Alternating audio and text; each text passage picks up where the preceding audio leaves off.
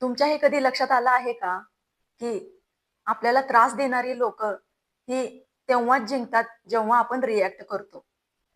एक शब्द, एक क्षणाचा राग आणि आयुष्यभराचा पश्चाताप.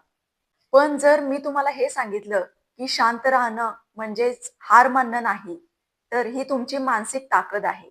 प्रत्येक वेळी उत्तर देणं गरजेचंच नसतं.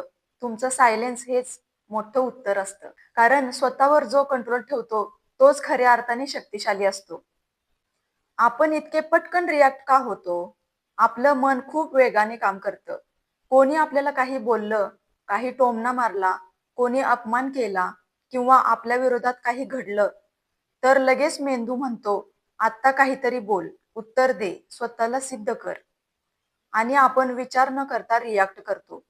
पण हे रिॲक्शन बहुतेक वेळा रागातून असतं, इगोमधून असतं, घाईत असतं आणि नंतर पश्चाताप देणारं असतं. म्हणून लक्षात ठेवा, रिॲक्शन म्हणजे इमोशन, रिस्पॉन्स म्हणजे इंटेलिजन्स. शांत राहणं म्हणजे हरलेलं नाही. खूप लोकांना असं वाटतं, की जो शांत आहे, तो कमजोर आहे. पण याच्या उलट आहे. जो माणूस रागाच्या क्षणी शांत राहू शकतो, अपमानाच्या वेळी कंट्रोल ठेवू शकतो, उकसवणाऱ्या परिस्थितीत सुद्धा स्वतःला सांभाळू शकतो, तोच खऱ्या अर्थाने स्ट्रॉंग असतो. लहान मुलं पटकन रिॲक्ट होतात, पण मॅच्युअर माणूस रिस्पॉन्ड करतो. म्हणून सायलेन्स म्हणजेच मॅच्युरिटी. प्रत्येक वेळी रिॲक्ट केल्यानं काय होतं ते पाहूया. जे लोक सतत रिॲक्ट करतात त्यांच्यासोबत 3 गोष्टी घडतात. पहिली गोष्ट, नाती बिघडतात. दुसरी गोष्ट, मनःशांती जाते. तिसरी गोष्ट, इतर लोक तुम्हाला सहज मॅनिप्युलेट करतात. तुम्ही जितके जास्त रिॲक्ट करता, तितके तुम्ही इतरांच्या हातात रिमोट देता आणि जितके जास्त शांत राहता, तितका तुमचा कंट्रोल वाढतो.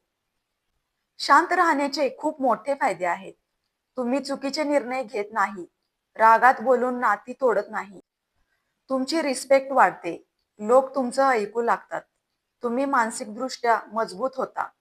कधी-कधी एक शब्द आयुष्यभराची नाती तोडतो आणि कधी-कधी एक शांतता नाती वाचवते. ही सायलेन्स कधी वापरायचं?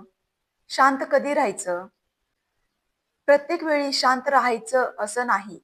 पण खास करून कोणी रागात असेल, वाद वाढवत असेल, समोरचा समजून घेण्याच्या मूडमध्ये नसेल, विषय छोटा आणि इगो मोठा होत असेल, अशा वेळी सायलेन्स हीच बेस्ट स्ट्रॅटेजी असते. सायलेन्स प्रॅक्टिकली कसं वापरायचं? आता सगळ्यात महत्त्वाचा भाग, शांत राहायचं कसं? मी तुम्हाला 5 सोप्या टेक्निक्स देते. पहिली टेक्निक, 10 सेकंद रूल. काहीही बोलण्याआधी फक्त 10 सेकंद थांबा. दीर्घ श्वास घ्या. मगच उत्तर द्या. दुसरी टेक्निक आहे पॉज टेक्निक. कोणी काहीही बोललं तर बोलण्याआधी 2 सेकंद मनातच विचार करा. मी रिॲक्ट नाही होणार, मी रिस्पॉन्ड करणार. तिसरी टेक्निक आहे वॉक अवे स्ट्रॅटेजी.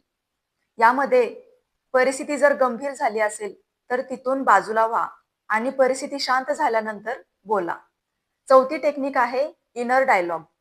स्वतःला विचारा, की आता बोलणं गरजेचं आहे का? मनाचं उत्तर असेल नाही. मग त्या परिस्थितीमध्ये न बोललेलंच कधीही चांगलं. 5वी टेक्निक आहे चूज पीस ओव्हर प्रूव्हिंग. म्हणजेच स्वतःला प्रत्येक वेळी सिद्ध करणं गरजेचंच नसतं. शांतताच जिंकून जाते. सायलेन्स आणि सेल्फ रिस्पेक्ट समजून घेऊया. सायलेन्स म्हणजे दबून राहणं नाही. सायलेन्स म्हणजे योग्य वेळेची वाट पाहणं, योग्य पद्धतीने व्यक्त होणं. खरा आत्मसन्मान तोच असतो, जो शांत राहूनही स्वतःची किंमत टिकवतो. सक्सेसफुल लोक सायलेन्स का वापरतात? मोठे यशस्वी लोक सगळ्यांना उत्तर देत बसत नाहीत. ते प्रत्येक टीकेला रिॲक्ट करत नाहीत. कारण त्यांना माहिती असतं, माझी शांतता माझी ताकद आहे. आपण एक रिअल लाईफ एक्झाम्पल घेऊया. कल्पना करा, तुमच्या ऑफिसमध्ये कोणी तुम्हाला उकसवलं. जर तुम्ही रागात उत्तर दिलं, तर वाद वाढेल. पण तुम्ही शांत राहिलात, तर समोरचाच शांत होईल. यालाच म्हणतात पॉवर ऑफ सायलेन्स. प्रत्येक लढाई लढायची नसते. प्रत्येक प्रश्नाला उत्तर द्यायचं नसतं आणि प्रत्येक गोष्टीला रिॲक्ट होणं गरजेचं नसतं. कधी-कधी शांत राहणंच हे सगळ्यात मोठं उत्तर असतं. आजपासून स्वतःला एक सवय लावा. रिॲक्शन कमी, रिस्पॉन्ड जास्त. Silence is not weakness, silence is a super power. हा व्हिडिओ तुम्हाला उपयोगी वाटत असेल तर या व्हिडिओला लाईक करा, शेअर करा तुमच्या अशा जवळच्या व्यक्तीशी ज्याला या विषयाचा उपयोग होईल. आणि चॅनलला सबस्क्राईब करायला विसरू नका. भेटूया अशाच नवीन विषयांसोबत. धन्यवाद.